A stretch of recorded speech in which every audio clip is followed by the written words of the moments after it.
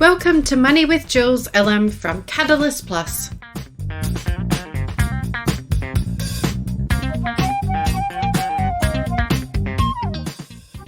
This podcast is for the entrepreneur who is tired of working 60 hours per week in their business and who wants to spend more time enjoying life with their family and friends.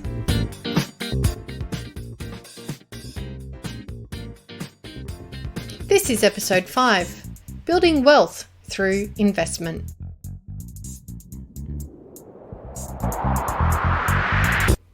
Woohoo! Welcome back to Money with Jules.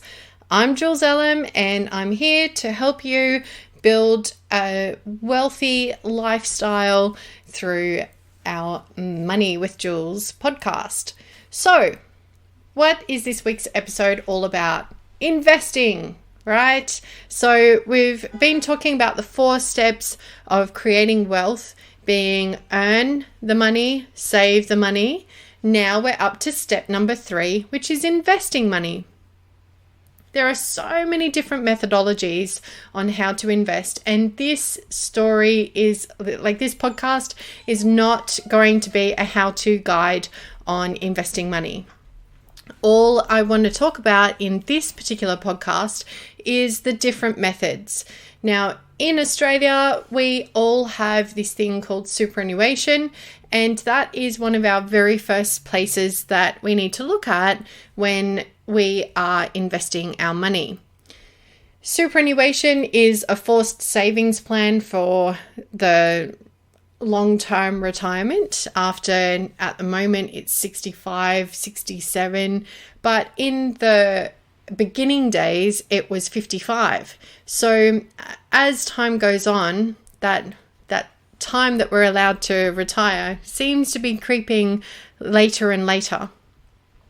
So what we want to do is make sure that every single penny that goes into our superannuation from our employers is going into a fund that is high growth and low fees. So that's one of the first steps that you need to look at is A, make sure that your employer is paying your superannuation as per your pay slips, and B, making sure that the super fund that they're putting it in is low fees and higher returns. Now, I'm not a financial advisor. I'm not legally able to give you insight on this, but if you read The Barefoot Investor, he goes through that in meticulous detail of how to look at it and how to make sure that you are investing your super in a fund that is growing the value with low interest rates, with low management fees, I should say. Sorry. So that's the first step in investing money. Then there are other opportunities that you can do. So there are property investing, or there's share investments. And some people think, oh gosh, shares are really, really difficult. But these days it's actually quite simple. You can get, again, a low fee broker such as CommSec.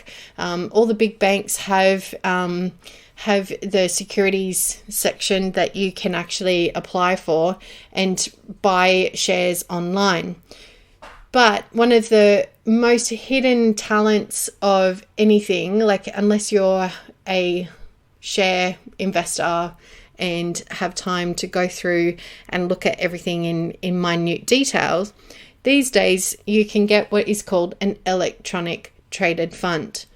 Basically, these funds are an automagic system that looks at the rates and it goes through and sees which stocks to buy and sell, and it's like buying a package of stock, and you can choose ETFs that are mainly on the Australian Stock Exchange or on the US Stock Exchange or the UK Stock Exchange, or a variety of European exchanges or Asian exchanges as well. What this does is it basically does all the hard work for you, but again, you're looking for low fee ETFs or electronic traded funds. And what we're looking to do is invest for the longer term. So success leaves clues. If you look at Warren Buffett, he always says that unless you are an expert trader, the average person should be investing in ETFs. And you wouldn't necessarily invest in his portfolio because it's really expensive to get in. But you want something that is either going to give you high growth over the longer term or stable dividends, and that's making the money grow as you the longer that you have it, right? Property investment is a little bit difficult. It's always like at the moment, the property market in Australia is absolutely crazy. It's definitely not a buyer's market at this point in time. It's definitely a seller's market. And you want to be looking for higher returns. So we're looking anywhere between 5 and 7% is a good return on property, but we would never be investing in property until we have our own home organized. So we want to get our own home, pay it off, and be debt free. That is the overall goal. And the reason for that is the less debt that you have, the cheaper it is for you to live going forward, right? So if the interest rates go up even by 1%, there is a lot of studies at the moment that is really worried because the level of borrowing people have, a 1% increase in interest can actually cause a lot of distress in the market. So that's getting a little bit scary at this point in time. So our first investment is the roof over our head, our home. And look, if you're starting out and you're looking for a property, you might want to look for a property that you can stretch a little. So say you're a single person, you might want to look for a 2-bedroom apartment so that you can rent out the other room. So then you're having somebody else help you pay for the mortgage as well. That is always a really handy thing to do if you can afford it. And yeah, like that's one part, but you always want to be looking for, when we are investing, we're looking for low fees, low interest rates, and we're looking for higher yield or higher growth. Now, when I talk about growth, I'm talking about the growth in the value of the asset, the growth in the value of your shares or your electronic traded funds. The whole purpose of this is to make more money without any effort on your part.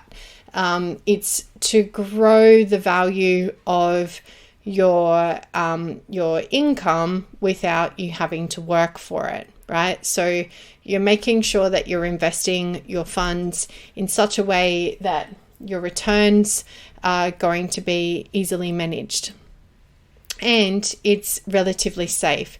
So, for example, if you have a rental property, then you would also want to insure that rental property for landlord's insurance, because the risk could be that the person renting your apartment or your house damages it, right?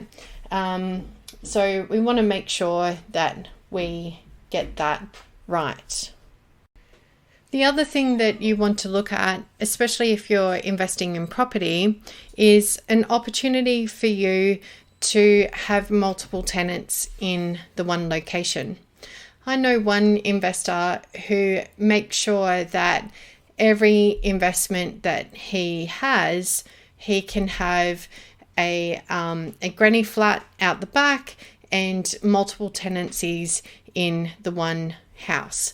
So he does a little bit of work up front, and then he's getting 3 rental incomes from the one property. That is a really smart way to diversify and also to increase the yield or increase the income that you get from your investment.